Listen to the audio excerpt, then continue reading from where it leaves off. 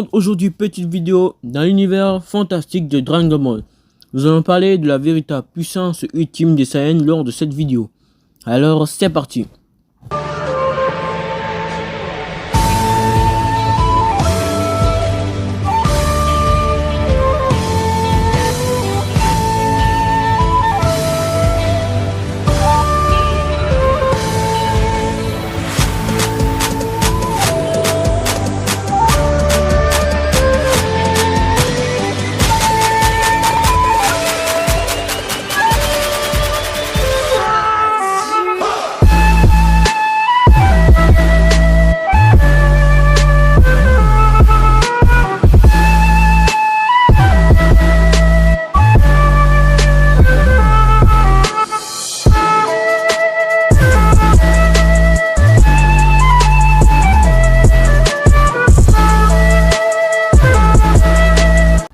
Comme vous le savez, l'univers de Dragon Ball est un vaste univers rempli de multiples transformations.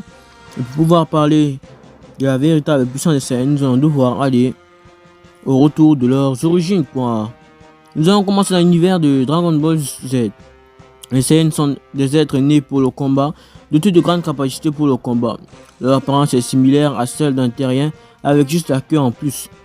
Les Saiyans éveillent leur maximum le soir de pleine lune grâce à leur queue qui leur permet de se transformer en Ozaru, qui multiplie leur puissance par 10. Selon une légende, parmi tous ces guerriers, il existe un Saiyan particulier qui apparaît tous les 100 ans, une sorte de Super Saiyan capable de terrasser n'importe qui avec sa puissance, encore appelé aussi le Super Guerrier Doré. Lors de l'arc Namek, Goku fut réveillé comme éteint, ce guerrier ayant réussi à se transformer en un Super Saiyan. Il est devenu donc le guerrier de la légende, mais ça ne fut que de court terme, car plus tard, d'autres personnes arriveront aussi à se transformer en un Super Saiyan.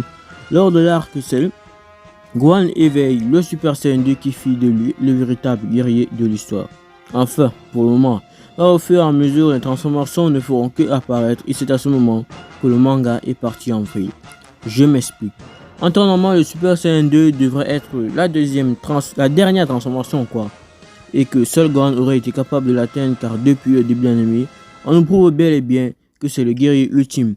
Pour moi, la phase du Super Saiyan aurait dû être construite comme une sorte du prémisse du Super Saiyan 2. Mais non, l'anime nous sort le Super Saiyan 3 qui de base moi, ne devrait même pas exister. On ne sait pas vraiment comment Goku l'a atteint, les conditions de sa transformation. Vous allez me dire en commentaire que il fallait de nouvelles transformations formées pour affronter les adversaires à venir. Ben, je vais vous répondre que vous vous trompez. Pour moi, dans Dragon Ball, ce qui manque à cette série, c'est la logique ferme. Je m'explique. On se base trop sur les transformations dans ce manga comme solution. Et pourtant, ils ont bien ce sont des techniques. Pour moi, il manque dans ce manga le développement des techniques ou l'apprentissage de techniques interdites. Bon, c'est vrai que ce genre de concept dans Dragon Ball, il y en a, mais pas vraiment poussé. Et ça, en plus, ça nous ferait sortir du concept du monde de Dragon Ball. Revenons à nos moutons. Comme je le disais, le Super Saiyan 3 ne devrait même pas exister selon moi. On devait tout simplement développer leur puissance en se basant sur la puissance du Super Saiyan 2. Puis il aurait eu recours à la fusion lorsque le combat serait trop difficile. S'il devait avoir un Super Saiyan 3, ça serait en fait le Super Saiyan 4. Car il rassemble la puissance de l'Ozaru et du Super Saiyan en un seul corps, faisant de toi le Super Saiyan ultime et te permettant de courir à la pleine capacité des Saiyans.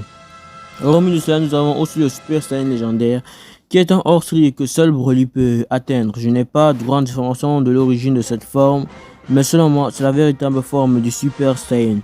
Elle surpasse même la puissance divine du Blue, de Goku et Vegeta, qui pourtant étaient au max de leur capacité lors du film.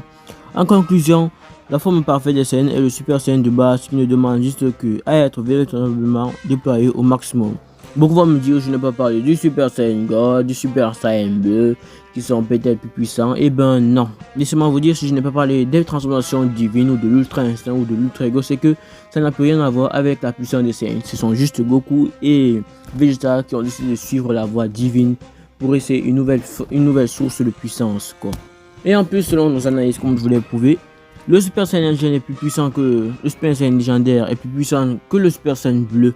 Donc la vraie puissance des Saiyans n'est autre que le Super Saiyan légendaire ou le Super Saiyan 4, quoi.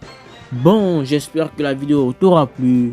N'oublie pas de t'abonner, de liker. C'était Manga Silver Z, les amis.